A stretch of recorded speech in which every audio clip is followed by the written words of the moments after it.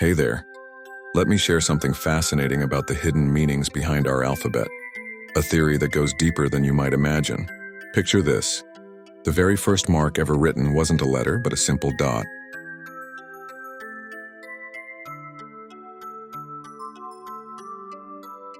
A period, a singularity. Think about it. From that single point, what's the first thing you can do? You can only intend. That's where I comes from, intent. But here's where it gets interesting. Ancient writers could have drawn a circle around that dot, and they did. That's actually how the letter O began. It represented an eye, literally looking like an eyeball. Even the Roman numeral I has a secret. Frame it with a circle, and suddenly you've got an eye staring right back at you as if saying, "Remember me, I'm a number." Now let's talk about the evolution of I.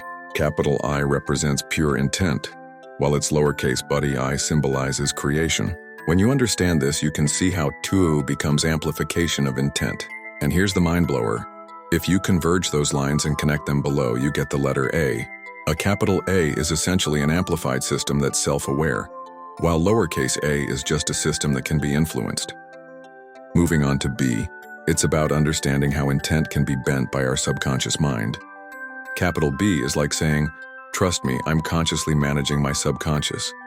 Though unfortunately, some people use this awareness to manipulate others. This leads us to C, concealment. It's like a veil, disconnected yet somehow linked to everything. It's the challenge of connecting countless correlations consciously. And finally, we arrive at D, directive, where many of our problems begin as we start determining our path. This theory, known as the harmonic somatic resonance theory by Nathan Wayne Salles, suggests that our alphabet isn't just a random collection of symbols, but a deeply meaningful system encoding human consciousness and intent. Pretty mind-bending when you think about it, right? Remember, next time you write something, you're not just putting letters on a page. You're tapping into an ancient system of meaning and intent that goes back to that very first dot.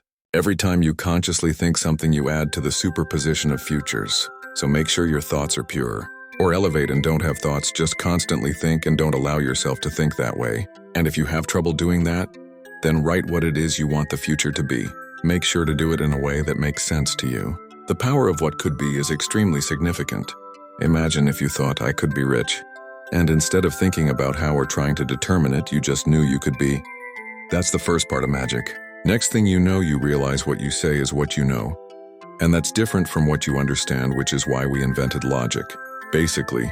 So when we understand this and crazy shit starts happening, we can slow our roll and write the logic out. Yes, I am 100% saying with enough belief and intent, thoughts become reality. This is why ignorance is bliss. This is why be careful what you wish for. This is why be careful what you know. Because if you know something, if something makes sense to you, game over.